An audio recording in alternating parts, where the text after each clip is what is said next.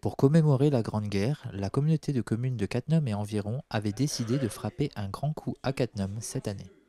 Sous l'impulsion de Rachid Ouammar, chargé des affaires culturelles, un bataillon composé d'expositions, de concerts, de conférences, de cinéma et de lectures a déferlé sur l'espace culturel Victor Hugo avec une stratégie qui visait prioritairement le public scolaire.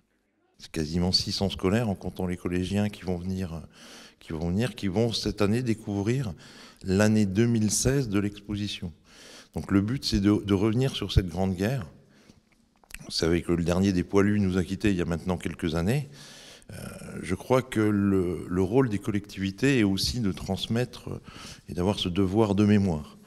Et donc il est important pour nous que cette exposition soit accessible au plus grand nombre. Et les collégiens notamment ont cette partie dans leur programme.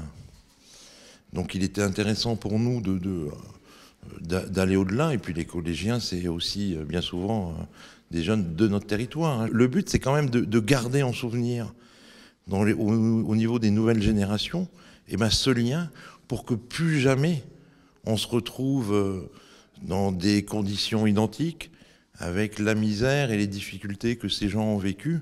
Composé de 15 tableaux qui mettent en scène un jeune garçon photographié entre 5 et 17 ans dans des lieux représentatifs de la guerre, c'est avec le support de l'exposition Chemin de Croix que l'histoire a commencé.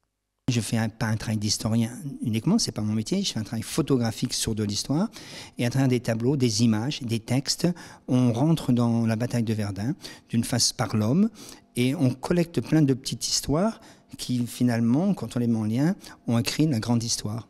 Par exemple, Verdun, c'est une bataille d'hommes isolés. Il n'y a pas d'échelon de commandement, tout est écrasé par l'artillerie. Les hommes sont isolés. Après le bombardement, ils résistent ou ils ne résistent pas. Et sont des destins d'hommes qui fondent le destin de la bataille. Donc c'est le côté absolument hallucinant de cette bataille. Comment tu travailles avec les classes pendant cette séance où tu présentes l'exposition? Je présente aux élèves une entrée photographique, une entrée littéraire par des témoignages d'écrivains combattants, une entrée historique par des petits points de rappel de l'historien, et on a un travail complet avec des entrées multiples qui font que la guerre de 14 c'est compliqué, mais on va voir des choses simples qu'on va pouvoir peut-être ancrer pour mieux comprendre. Pour mieux comprendre cette bataille, la Comcom a fait appel à un historien passionné par les stratégies militaires de la Grande Guerre. Ce dernier a proposé une conférence riche en explications et en anecdotes qui a tenu l'auditoire en haleine jusqu'au terme de la bataille. Et Verdun est une bataille énorme, une bataille qui a vraiment marqué durablement les hommes qui sont passés. C'est une bataille aux conditions de vie épouvantables pour les soldats. 1 million de soldats, 1 100 000 Français, 1 200 000 Allemands qui se sont succédés pendant 10 mois. Un terrain qui est marqué à tout jamais par l'acharnement des bombardements, de l'héroïsme de part et d'autre, de l'abnégation. Tout ça, ça suscite de l'intérêt, de la curiosité. Ça interroge toujours quelque part comment des gens ordinaires, ils ont pu supporter ça. Et ça nécessite toujours un intérêt. On doit se souvenir de ça, parce que c'est un élément qui est fondateur de notre histoire, un élément constructeur de notre histoire. Je me suis intéressé à présenter à hauteur de combattants cette bataille de Verdun, combattants français comme allemands, pour essayer de comprendre quelles pouvaient être les conditions de vie, de la montée en ligne, sur le terrain même également, et en me basant sur des témoignages bien évidemment, mais sur des photos. Les photos sont très parlantes également sur la dévastation, des cartes, et d'essayer d'approcher cette réalité-là de l'expérience combattante. Pour découvrir la vérité, les historiens travaillent sur les témoignages, les documents officiels et les récits. À quelques nuances près, leurs analyses convergent souvent vers les mêmes interprétations. Ce qui change, c'est juste la motivation qui les pousse à s'immerger dans le passé. C'est la mort qui est omniprésente sur le champ de bataille, mais l'enfant, lui, va porter cette histoire, il va traverser cette histoire, il va donner un peu de couleur à ce monde très noir, et ce qui me permet d'amener un public qui n'est pas fidèle et qui n'est pas très intéressé par le roman, par le reportage purement, ou le témoignage purement historique. Donc c'est une entrée complémentaire, diversifiée, vers la Grande Guerre, et qui nous permet aussi de voyager en Lorraine, en Meuse, sur des endroits fabuleux qui ne sont pas assez visités. Un jour, on m'a offert un ouvrage sur la Grande Guerre, et il y avait la ligne de front qui était tracée, et j'ai vu qu'elle passait en Lorraine. Je n'étais pas plus intéressé que ça. Et grâce à un de mes oncles, on est allé sur l'endroit où passait une forêt entre Nancy et Metz, à côté de Pont-à-Mousson, Bois-le-Prêtre. Et là, j'ai vu qu'il y avait plein de vestiges, plein de tranchées. Et là, ça m'a surpris. C'était une vraie révélation. Je pensais qu'il n'y avait plus de traces de ce conflit-là. Et en fait, il restait beaucoup de traces. Et donc après, on est parti avec des copains sur d'autres parties du front, en se basant sur cette carte-là. Puis après, ce qu'on veut faire, c'est on achète des livres pour savoir ce qui s'est passé. Puis de fil en aiguille, la passion naît, puis on s'intéresse de plus en plus. Puis ça fait 25 ans que ça dure. Outre la projection des films Les Sentiers de la Gloire de Stanley Kubrick et La Tranchée de William Boyd, la Comcom avait également programmé de la musique. Spécialement créé pour l'occasion, le spectacle proposait des morceaux de musique française du début du XXe siècle, ponctués par des extraits de récits. Une création originale signée Stéphane Escombes Quintet, qui est dotée de musiciens talentueux et d'une comédienne vibrante d'émotion. Sur 8 millions de mobilisés entre 1914 et 1918, plus de 4 millions d'hommes ne survécurent qu'après avoir subi de graves blessures, le corps marqué, cassé, mordu, la chair abîmée, quand ils n'étaient pas gravement mutilés. Et plus de 2 millions ne revirent jamais le clocher de leur village.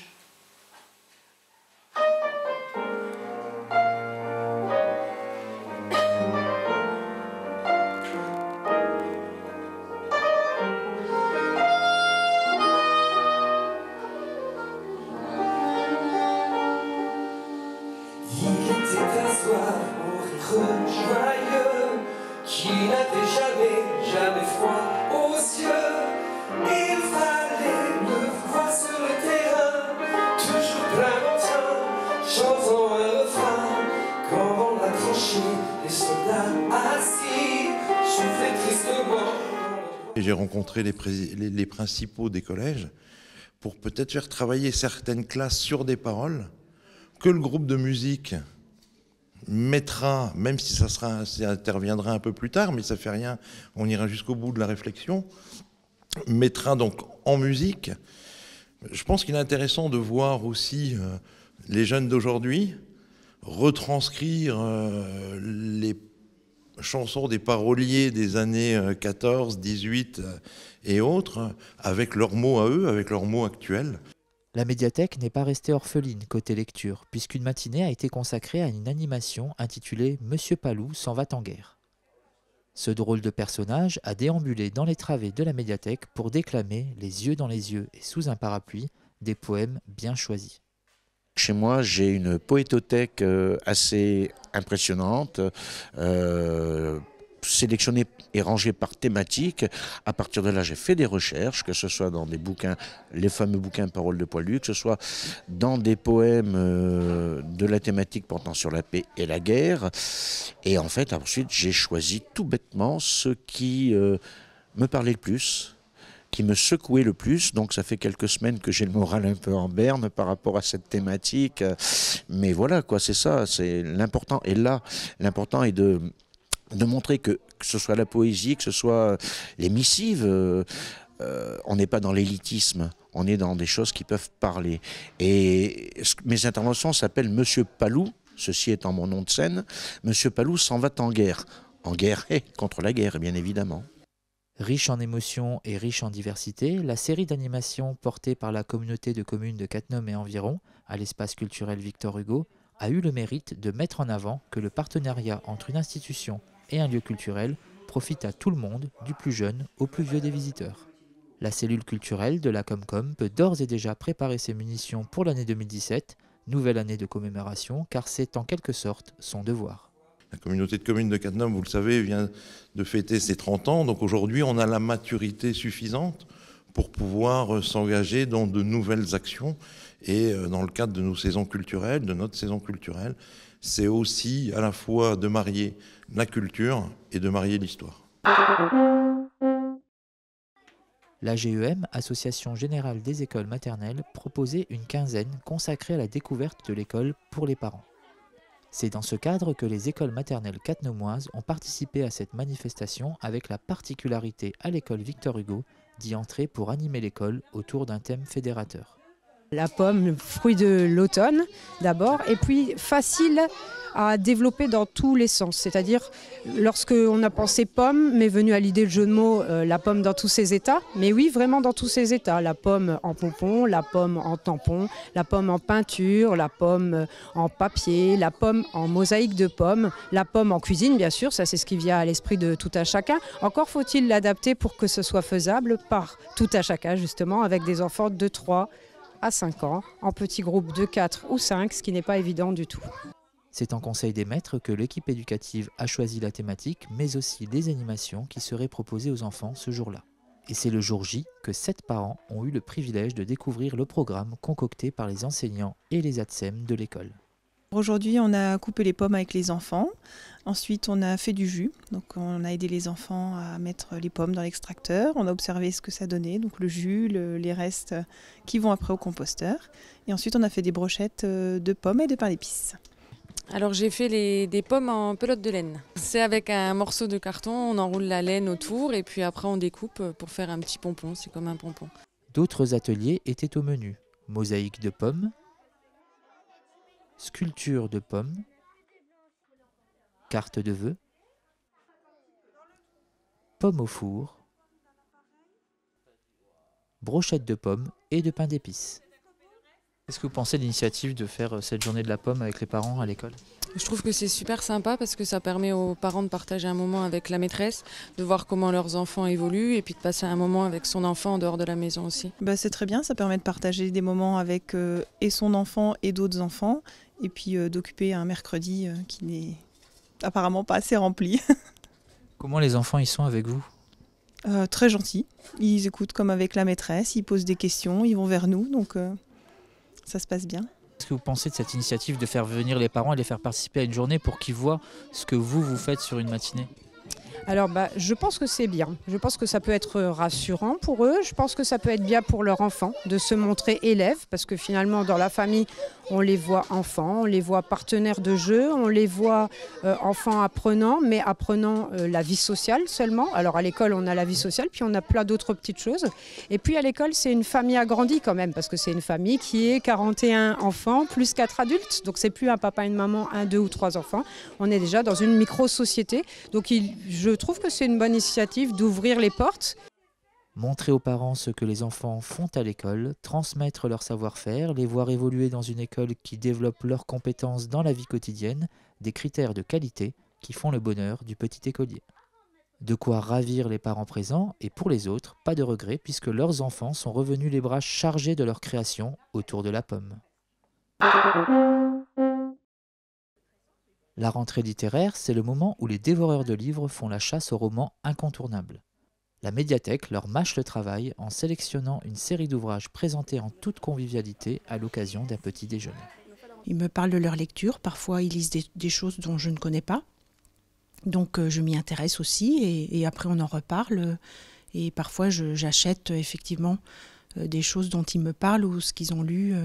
Oui, le débat est ouvert. Je suis prête à tout entendre, à tout lire, donc tout est intéressant.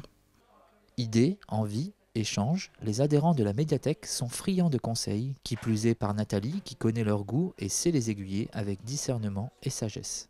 La rentrée littéraire se pose donc essentiellement comme un échange oral sur le livre, avec tout de même un choix de propositions de lecture à anticiper. C'est un travail de toute l'année, au fait, ça n'arrête jamais.